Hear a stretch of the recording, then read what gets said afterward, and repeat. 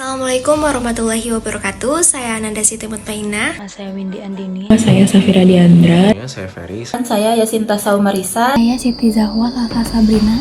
Kami dari kelompok 4 akan mempresentasikan mengenai teori makna semantik. Teori semantik adalah bidang linguistik yang mempelajari hubungan antara tanda-tanda linguistik dengan hal-hal yang ditandainya, atau dengan kata lain bidang studi dalam linguistik yang mempelajari makna dalam bahasa. Sejarah makna semantik dapat dibagi menjadi beberapa periode. Periode pertama berlangsung selama setengah abad dan dianggap sebagai periode underground oleh Ullmann.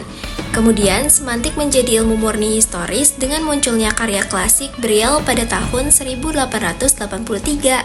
Terakhir, semantik dianggap sebagai ilmu makna pada tahun 1990-an. Teori makna semantik sendiri memiliki aspek dasar. Yang pertama yaitu pengertian atau sense. Adalah tema yang dapat dicapai jika pembicara dan lawan bicara memiliki kesamaan bahasa. Yang kedua yaitu nilai rasa atau feeling. Adalah aspek makna yang berhubungan dengan sikap pembicara terhadap hal yang dibicarakannya. Yang ketiga yaitu nada atau tone. Adalah sikap pembicara terhadap lawan bicaranya.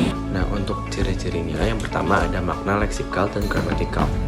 Makna leksikal sendiri adalah arti dasar dari sebuah kata. Misalnya kata anjing, berarti hewan peliharaan yang biasa kita lihat. Yang kedua ada makna gramatikal. Ini berkaitan dengan bagaimana kata-kata digunakan dalam kalimat. Misalnya, dalam kalimat anjing itu menggonggong. Kata anjing berfungsi sebagai subjek. Lalu yang kedua ada makna denotatif dan konotatif. Yang pertama, makna denotatif ini adalah arti literal atau langsung dari sebuah kata. Contohnya kata bunga, merujuk pada bagian tanaman yang biasa berwarna-warni. Yang kedua ada makna konotatif. Ini adalah makna tambahan yang muncul dari pengalaman atau emosi kita terhadap kata tersebut. Misalnya bunga, bisa juga berarti cinta atau keindahan. Contohnya berbunga-bunga. Lalu yang ketiga ada makna hubungan makna dengan dunia nyata. Dalam semantik, kita juga melihat bagaimana kata-kata merujuk pada benda atau ide di dunia maya. Misalnya, ketika kita mengatakan mobil, kita merujuk pada kendaraan yang bisa kita lihat dan gunakan. Lalu yang keempat ada pengaruh konteks. Konteks sangatlah penting dalam memahami makna. Kata yang sama bisa berarti beda tergantung situasi. Contoh, kata dingin bisa berarti suhu rendah, tetapi jika digunakan dalam konteks ia sangat dingin, bisa berarti orang tersebut tidak ramah. Lalu yang kelima ada jenis-jenis makna tambahan. Yang pertama makna afektif. Ini berkaitan dengan perasaan yang ditimbulkan oleh suatu kata. Misal, kata kesedihan pasti membuat kita merasa sedih. Lalu yang kedua ada makna kolokatif. Ini adalah makna yang muncul dari penggunaan kata dalam budaya tertentu. Misalkan, ungkapan lokal atau istilah slang yang hanya dimengerti oleh orang-orang di daerah tertentu. Lalu yang terakhir ada makna reflektif.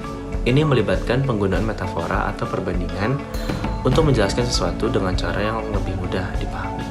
Misalnya mengatakan hidup itu perjalanan untuk menggambarkan pengalaman hidup. Nah, untuk kesimpulannya, teori makna semantik membantu kita memahami bagaimana kata-kata memiliki arti dan bagaimana konteks mempengaruhi pemahaman kita terhadapnya. Dengan memahami ciri-ciri ini, kita bisa lebih baik dalam berkomunikasi dan menafsirkan makna dalam bahasa sehari-hari.